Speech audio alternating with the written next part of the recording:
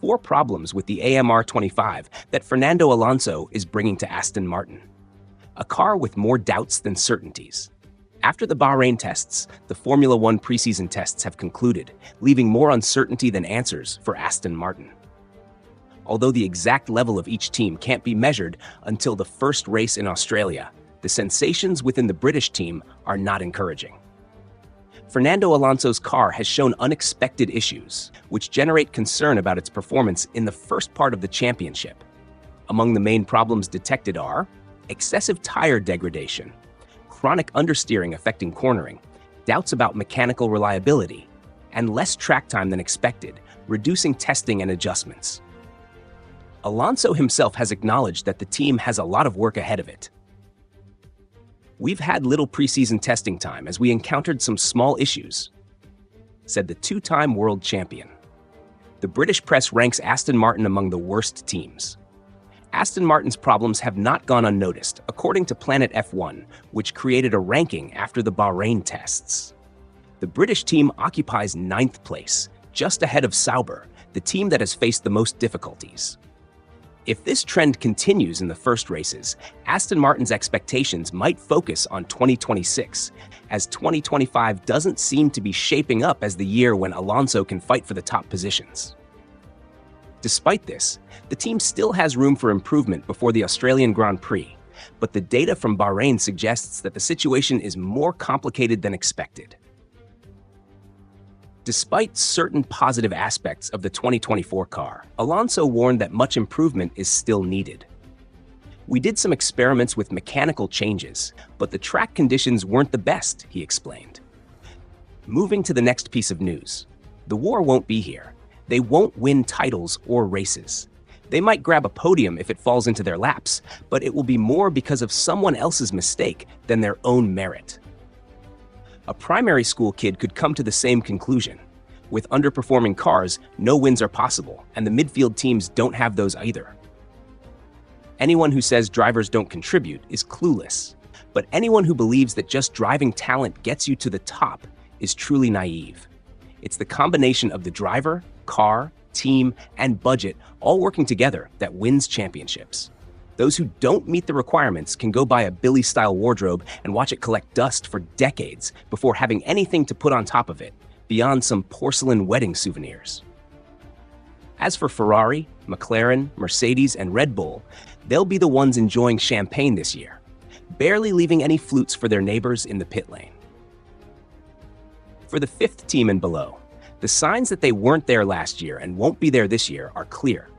The trail is not left by the asphalt, but by the overall situation of the teams. While we can't know how things will end, we can see how they're starting. Before starting a year of transition toward 2026, with strong changes on the horizon, a pretty clear picture can be painted for the short term. 3 teams stand out: Williams, Aston Martin, and the Swiss-German team.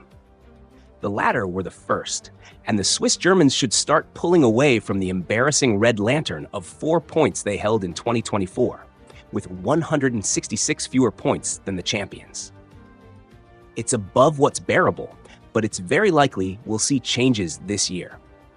The Swiss team is undergoing the typical restructuring phase, and they've been trying to attract engineers and technical staff, facing many difficulties finding capable people.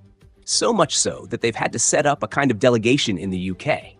If talent won't come to the mountain, they'll bring it closer to home. With the wages limited by financial regulations and the high cost of living in Switzerland, many have thought about it and said no.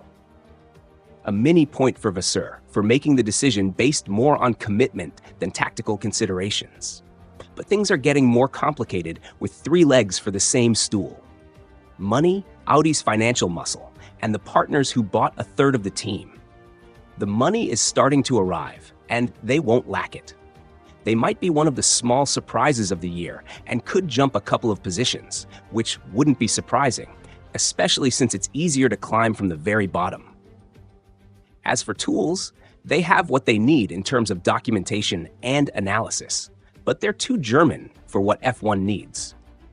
They lack the English cleverness or the Latin imagination. Their cars have been efficient but predictable. It's been a small team for many years, which means every cent counts when making changes. That's why there's an excessive amount of steps, approvals, studies, and metrics to approve changes, slowing down processes and stifling evolution. Mattia Binotto is changing that. What's worse for them is that they'll have a brand new engine in 2026. And if we look at how all the teams that switched engines, except Mercedes, faced problems with the technology, they'll probably face something similar. The pace in Grove, Williams, is something else. Carlos Sainz, one of the most underrated drivers on the grid, joins a team in growth. The owners have invested money. The team has grown from 750 employees to over 1,000. They've been buying a lot of state-of-the-art machinery, and they've got a new simulator. They also have expansion works planned for their factory. This usually leads to improvements, especially when everyone is working toward the same goal, and that's likely to happen. They finished 9th last year, and it wouldn't be surprising to see them take a step forward in 2025, maybe even 2.